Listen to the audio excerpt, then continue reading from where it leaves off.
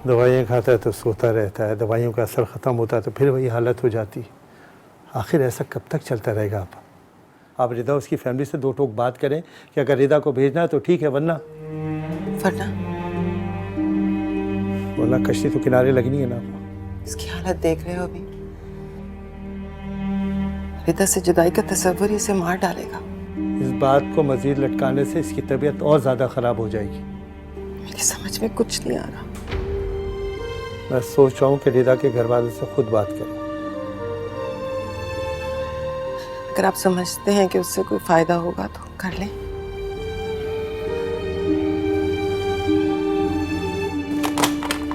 तुम इधर आओ, मुझे तुमसे जरूरी बात करनी है। इधर बैठो।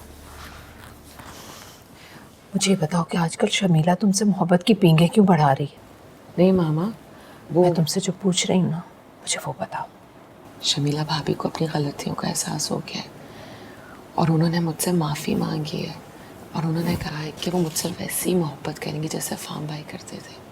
उसने कहा और तुमने मान लिया? क्या मतलब? बदनीयत इंसान की ना फितरत बदलती है और ना ही नीयत। ठोकरों से ही इंसान सीखता है। मुमकिन है कि फार्म भाई के जाने से उनकी ज़िंदगी में बदलाव आया? नामुमकिन। क्यों? शैतान बदला है ना, शैतान सिर्फ लोग। रिदा तुम मासूम हो बेटा, उसकी बातों में मत आना, उससे दूर रहो। और सुनो, वो तुमसे जो भी बात कहे तुमने मुझे जरूर बताना है। अच्छा, तुमने अपने और ज़ीशान के बारे में तो नहीं कुछ बताया उसे? उसने कुछ पूछा तो नहीं? जी, वो खुला के बारे में बात कर रही थी मुझसे। देखा रिदा, अगर वो तुम्हारे साथ मुखलिस होती तो तुम्हारा घर तोड़ने की बात कभी ना करती। मेरी बच्ची, अब तो समझ जाओ, वो नहीं है मुखलिस तुम्हारे साथ, उससे दूर रहो। तो फिर कोई नुकसान पहुंचाएगी तुम्हें। मत करो ऐसा।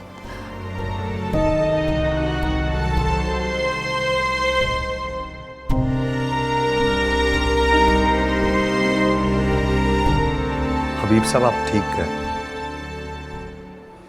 मैं भी चाहता हूं कि मेरी बहन का घर दोबारा बस जाए,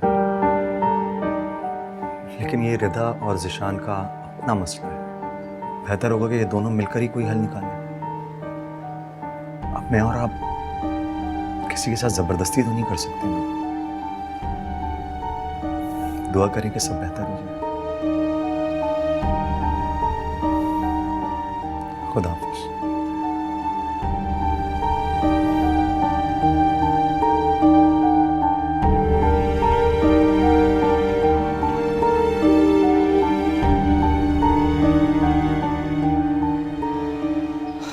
अम्मी की डेथ ने तो मुझे हिला कर रख दी। तो यकीन नहीं आ रहा कि अम्मी अब हमें छोड़कर चली गई। बस अब क्या किया जा सकता है? नहीं नहीं, थैंक यू। बस आप उनकी मग़फ़िरत के लिए दुआ करें। थैंक यू, बहुत शुक्रिया। किसका फोन था? मेरे बॉस का। कुछ सोचा आपने? किस बारे में? सलमान ने आपसे पहले भी जिक्र किया था। देखिए, अम्मी तो अब रही नहीं और शमीला को आप जानते हैं। उस दिन क्या कह रही थी कि ये घर मेरी माँ का। तो क्या कहेगी शमीला? कुछ कहे, कुछ करे या ना करे, लेकिन बस हमें इस घर को फरोख्त कर देना चाहिए।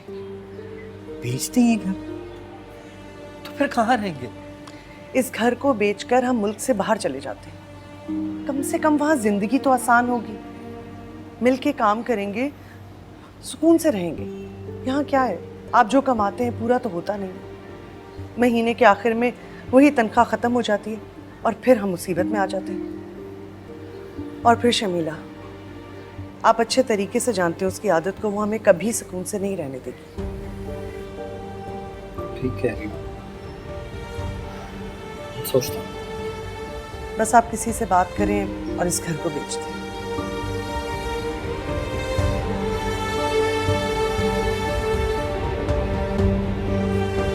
सब ठीक हो जाएगा।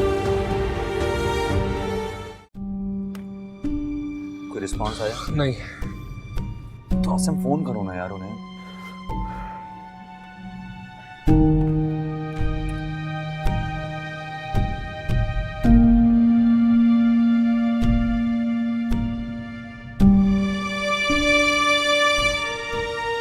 No response.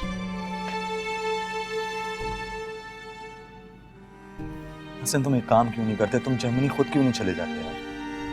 उससे क्या होगा तुम्हें? उन्होंने कॉन्ट्रैक्ट में क्लॉज डलवाया था कि किसी भी सूरत में किसी भी वजह से कंसाइनमेंट डिले होता है तो वो मजाज है कि वो उसको रुकवा सके। हमें ये लॉस बेयर करना पड़ेगा और कोई ऑप्शन नहीं। यार इतना बड़ा लॉस नहीं बेयर कर सकते, करोड़ों की बात है। तो क्या करें? फार्म भाई के होते हुए कभी ऐसा नहीं हुआ। क्या हुआ? परेशान लग रहे हैं आप दोनों कुछ। जर्मनी कंसाइनमेंट भिजवाया है, कार्गो ने डिले कर दिया, लॉस हुआ है उसकी वजह से। पता नहीं और कितने नुकसानात होने हैं। पहले जान का, फिर माल का और फिर रिदा भी घर में बेवाओं की तरह बैठी हुई है। कोई तो अजाब ढलेगा ना। कहना क्या चाह रही हो तुम? कुछ भी नहीं, कुछ नहीं कहना चाहती मैं। कुछ कहूंगी तो मैं ही बुरी बनूंगी। आसिम जी। तुम उन्हें एक बार फिर मिल। जी मैं अंदर।